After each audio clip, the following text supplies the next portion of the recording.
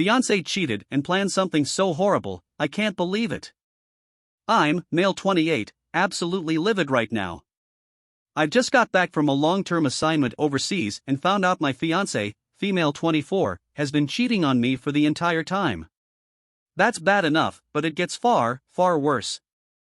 She got herpes from the other man, and I hope you're sitting down. Her plan was to infect me, too, so I would have a reason not to dump her. Are you kidding me? Can anyone explain to me her logic? She was being so aggressive to get me into bed. Normally, she gives me a couple of days to get over jet lag before she initiates intimacy, but this time she was talking all kinds of dirty, camgirl dirty. She never does that, and she was climbing into my lap in the parking garage. She's normally very private about physical affection. Something just didn't seem right, so I told her I needed to recover from my long flight. This started a huge fight that got worse on the drive home and turned into a full-out screaming match once we got back home, complete with her breaking things. I didn't understand what was going on and told her I was going to call the police so they could lock her up for her own good, and that's when she told me she'd cheated on me with a guy from Tinder. She said it was a mistake, that she was sorry, and begged me to forgive her. I just stared at her, trying to breathe. I told her she had to leave, give me some room, but she fell to the floor and grabbed my legs, telling me that I can't throw her out, that I can forgive her, if we could just make love. I demanded to know why that's so important. In between screaming, sobbing, and ranting, she said she had herpes, her life was ruined if I dumped her, and it was my fault because I wouldn't have sex with her right then and there.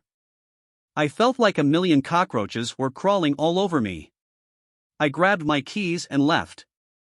I'm at a hotel now. She's blowing up my phone, texting me that herpes isn't a big deal, that if we both had it, it would make us a stronger couple, and we could even share medicine. She put a laughing face emoji after that line. I think she's going insane. We've been together for 5 years, engaged for the last year, and I don't think I know who she is at all.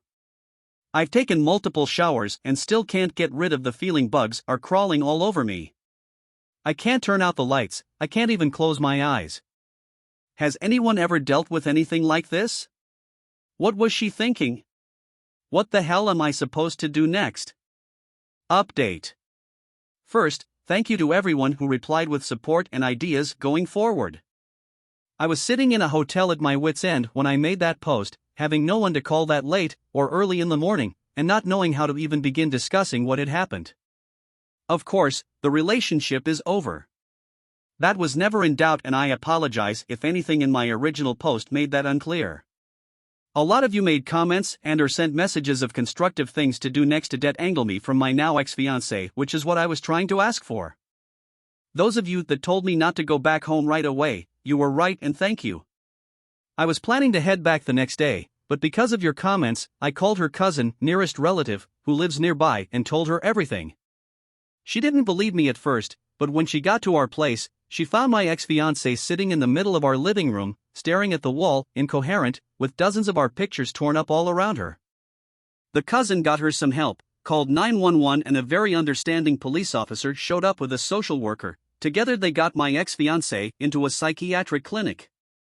I talked with the officer and he said it was okay to go back home and clean up. He took pictures for his report.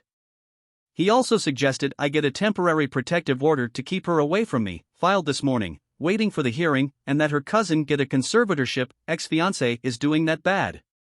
When talking to the lawyer about the protective order, she told me that it is a crime to intentionally infect someone, or even try to, with a STD in our jurisdiction, but the key word part is legal intent. With her mental breakdown, it's not likely the DA's office would prosecute. To be honest, I would rather she just get help for her mental health than a criminal conviction. My friends came over and cleaned up our place, my place now. They wouldn't let me do much, telling me to just relax. I ended up sleeping 10 hours straight. Problem is now I have time to think.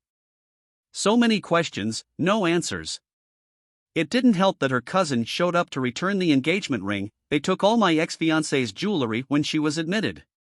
Holding that ring in my hand really hit me hard. Now I keep feeling guilty, especially about the time I spent away from home on assignments. My job involves helping people in some of the poorest places in the world, and, when I'm there, I sort of go numb, and that numbness lasts for a week or so when I get back. Depression is a reason a lot of people with my job resign. Maybe I should find a new job? Maybe I was asking too much of her? Could any woman handle that? Anyway, I had a few minutes and wanted to convey my thanks to all of you who kept me sane when it all went down. Thank you.